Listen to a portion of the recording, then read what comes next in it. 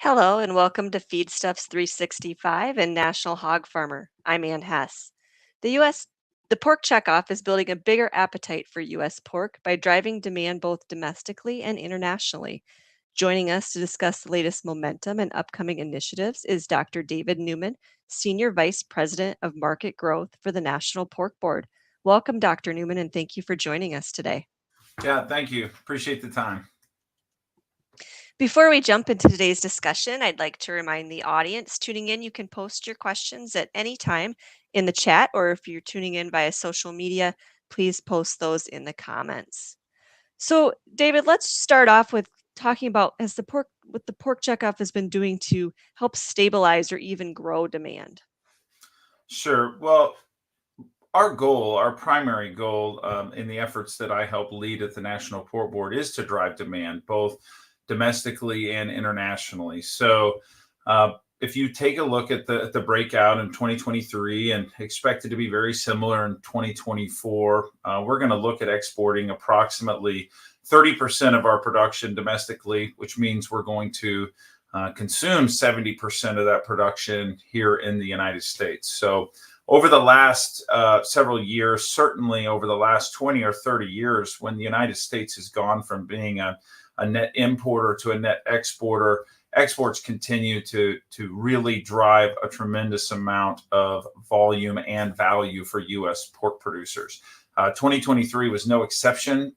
It was a great year for exports into some of our key markets, Mexico being the best market of the year for us, but also some of our more mature markets like Japan and Korea continue to be shining stars. So that international component can't be missed. Domestically, however, certainly in 2023, going through a challenging year for producers, we need to put a strong emphasis on what we're doing here at home. And that means we need to have a better grip on who our consumer is, what they want to purchase, and where they're shopping. Because consumers do have choices, and we need to remember that they play an extremely important part of the everyday life of a U.S. Agriculture commodity producer, for that matter, but especially a pork producer. So we're using the data and insights that we collect every day as an organization to really hone in and understand who the consumer of pork is today and understand who that future consumer of pork is that can help us drive both volume and value. Yeah, those exports have certainly been a bright spot for the industry, but like you said, let's talk about that 70% production for here at home. What's the pork checkoff been doing to expand markets, and what does that mean for pork producers? Sure. Well, the work that we're doing every day covers a variety of efforts if you think about this domestically. So, under what we do in terms of market promotion, every day we are working to highlight pork in areas like food service, meaning the restaurant business.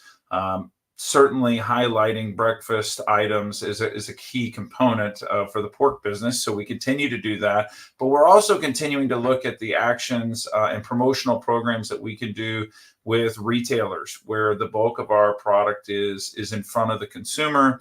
We're working on these items every day to make pork beyond just a breakfast item, but also thinking about how it fits into lunch and dinner and convenience. And so this is really about building relationships, long-term relationships in a business-to-business format, meaning the actions where we're collecting data and insights as the checkoff, and then we're working directly with a packer processor, or we're working with a state pork association, or we are working with a retailer, as I mentioned just a moment ago.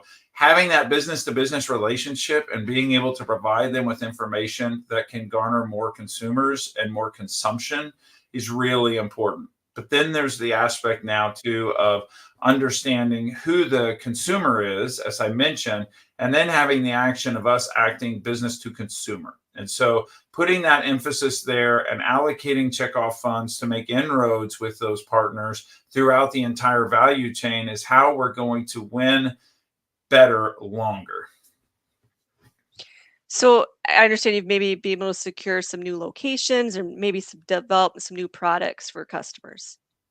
So it's a great question, Ann, because this is also about innovation. And when we talk about who the future consumer is, um, the items that we're actually putting in front of consumers does change. And I'll give you an example. There's a generational shift occurring in the United States today. And in pork specifically, we need to think about how the generational shift is shifting away from the baby boomer generation, who has carried the bulk of our consumption and purchase power for the last 20 years. We're starting to see this shift into millennials and Gen Zs. So they have trillions of dollars of spending power, but they purchase differently than baby boomers, and they also they cook differently. They purchase items differently. So innovating on products is very important. Giving the consumer what they want is the definition of that when we think about innovation. So it could be based around convenience. It could be based around the items that they're cooking in. It could also be based around package size or even down to a cut level. So being able to work on those items and being able to work with the retailers or food service companies who are putting those in front of consumers, that's a big example of what we do. And another great example of what we're doing today is based around this C store or convenience store market. And that really may surprise a lot of people to think about the volume of convenience, but it is a business that is worth tens of billions of dollars domestically.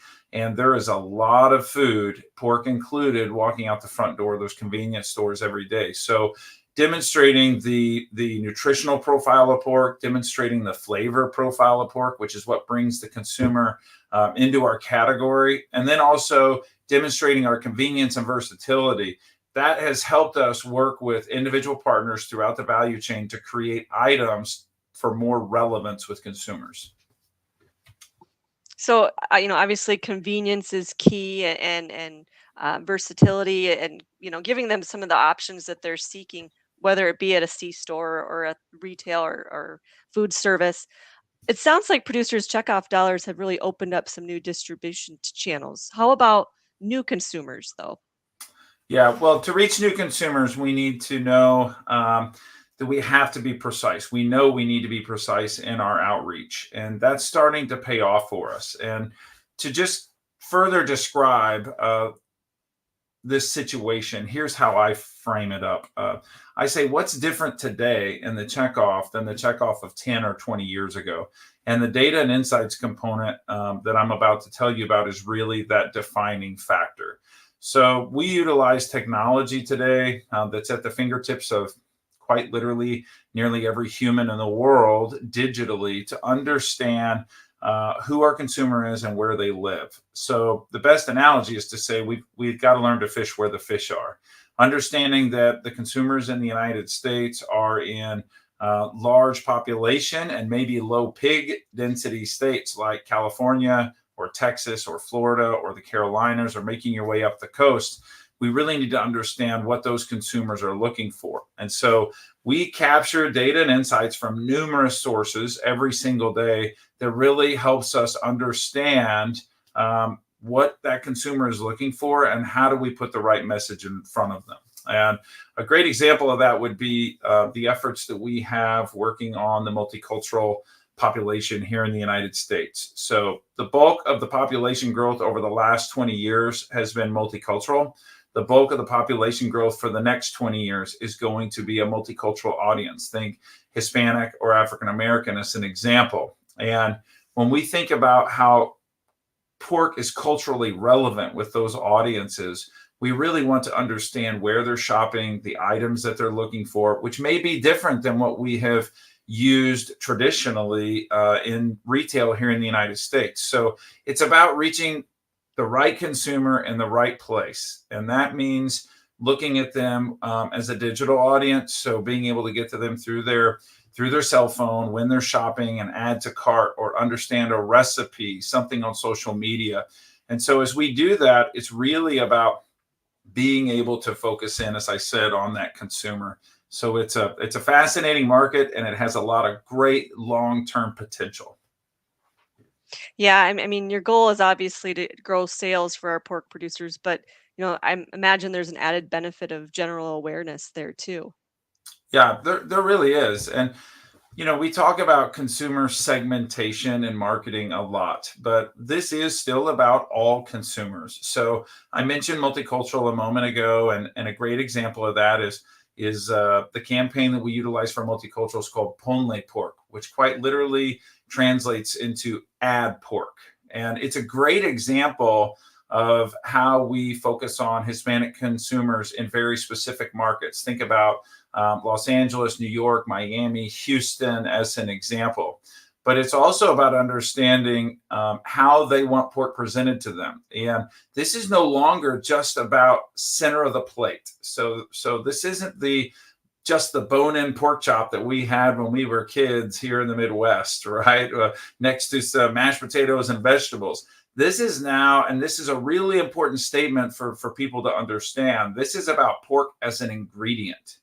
And in our human nutrition research, we also talk about pork as a carrier food. So, thinking about a thinly sliced pork chop that's been cooked in an air fryer on a salad, as an example for someone, maybe a millennial mom who has a ton of purchasing power and who's making decisions for the family, or someone who is using ground pork as an item in a Hispanic dish, or it could be possibly an Asian dish. And so as we start to think about that, we realize that there's a lot of opportunity there. But when we think about those consumers I was mentioning earlier, we have to be precise in our approach because those consumers have more options today than consumers have ever had in history. And so that's beyond proteins, alternative proteins, right? A lot of different consumer packaged goods that are out there. But the reality is that future consumer that I've been talking about, millennials, Gen Zs, multicultural, they have trillions of spending power. And we need to become more focused on those audiences so that we don't put consumption at risk long term. I know as you're talking about moving from center of plate to ingredients, there's quite a few decision-making people that need to be talked along the supply chain as well. What's next as you're looking for new domestic places for US pork? Right. But that's a great question because this is moving beyond just what we have traditionally done. And I would say that the checkoff is sitting at a lot of the right tables today and talking to decision makers. And when I talk about those people across the value chain, again, I'm talking about packer processors, retailers, food service companies, et cetera, et cetera. And that B2B or business to business model that we have been utilizing for the last 5 to 10 years, very specifically, has done very well for pork. And it really helps us understand how we position pork today. But, and there is a but here, the post-COVID world we live in is dramatically different. Consumers have changed, and I often use this saying whenever I'm giving talks on behalf of the National Pork Board to say, during COVID, we taught 8 billion people how to cook at home again, and that cannot be underestimated. Where you have got a new consumer who is willing to try different dishes, and they're willing to cook differently in different devices, and so this does become a bit of a shift about a long term and a short term approach. The short term approach is to keep doing what we're doing, and that means work with those key industry stakeholders.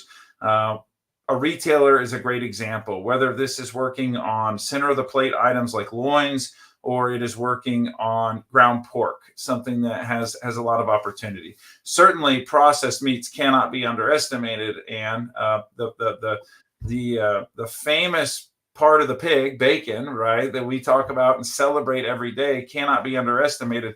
But this does need to be about the whole animal. So continue to work on the short-term efforts that we have going throughout the entire value chain.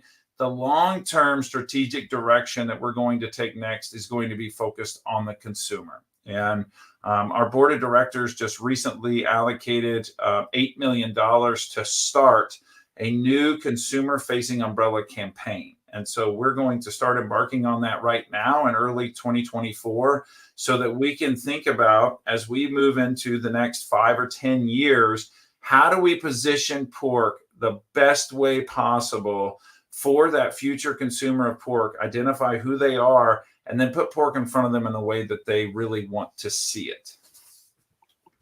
So it's great to hear the progress you're making today as you talked about some of the campaign work in some of those larger cities and with the multicultural audiences. But really looking forward to hearing your long-term outlook here as this progresses with that additional funding you mentioned.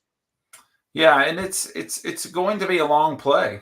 That's the reality of the situation is that we can't take our eye off the prize when we think about demand efforts. And so, if we want to start thinking over time, how are we going to position this differently? We've got to build the right tools. And to expand a little bit on those tools, something that we have done there. Is we've created something called playbooks. And so these are really marketing tools that we would use more often in a business to business type of interaction that we do every day. And essentially, it's putting all those data and insights into toolkits. And so we have a playbook very specifically built around consumer marketing efforts. We have a playbook built very specifically around e-commerce, which everyone knows is a massive area of spending. In the United States, we think about e-commerce marketing, but in some of the markets that we work with every day through our partner and U.S. Meat Export Federation, e-commerce is massive in Asia and the rest of the world. And there's some things that we can learn about how we actually move products domestically here in the U.S. And I think that's really interesting because it's not just information flowing out of the US into key markets. There's also information and learnings that we have that come back into what we do domestically. We have playbooks on multicultural. We have playbooks on retail. We have playbooks on human nutrition.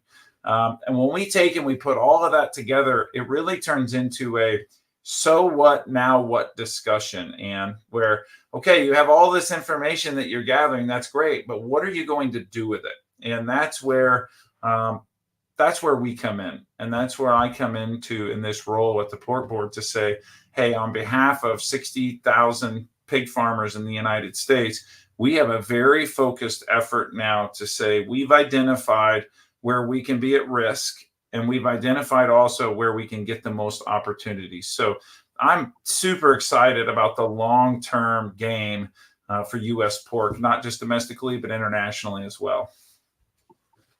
Well, we've been talking a lot about B2B partnerships and understanding the consumer, where they are, how they shop. What's happening at the state level? How are the state pork organizations involved in these market growth strategies? Sure, that's a wonderful question, and I mentioned states earlier, but our states are some of our biggest partners, and honestly, the states run the ground game with us at the National Pork Board. So checkoff dollars that come into the national organization are utilized for all the programs that I've been mentioning for the last 15 or 20 minutes. But our state associations, where we can partner with them, we can do a variety of things. We have states that have very strong marketing efforts already in their own states. And that can also go beyond just their own borders. And I give you a very specific example is if you think about a state like Iowa, where pigs outnumber humans probably in the state, the domestic push there, if we talk about fishing where the fish are, long term, Iowa is not at risk if we think about the consumers there. The Iowa pork producers and in their checkoff efforts that they have actually partnered with us at National Pork Board. They've partnered with other states that have high human population to go after marketing efforts with them. So it's a really interesting ground game that we play with the states, and one that we're very proud of because it is the local producer voice, if you will, within a state. And I do want to say that doesn't undermine or underestimate the value of marketing pork in the Midwest. That if you get anything from this conversation is that you can't take your eye off the prize. And so there's still millions of consumers in the Midwest as well that need to be reminded about raising the safest, highest quality pork in the world, which is what we do in the United States. And we want to be sure that we're working with anyone and everyone who is involved in the value chain of the pork business on a daily basis on behalf of those pig farmers. I think my two key takeaways were keeping your eye on the prize and fishing where the fish are. So, Dr. David Newman, National Pork Board, thank you for joining us today and sharing your insight on how the pork checkoff is building a bigger appetite for U.S. pork. Absolutely. Thank you for having me. We'll follow up with David in May to talk more about how the pork checkoff is working to move the needle internationally.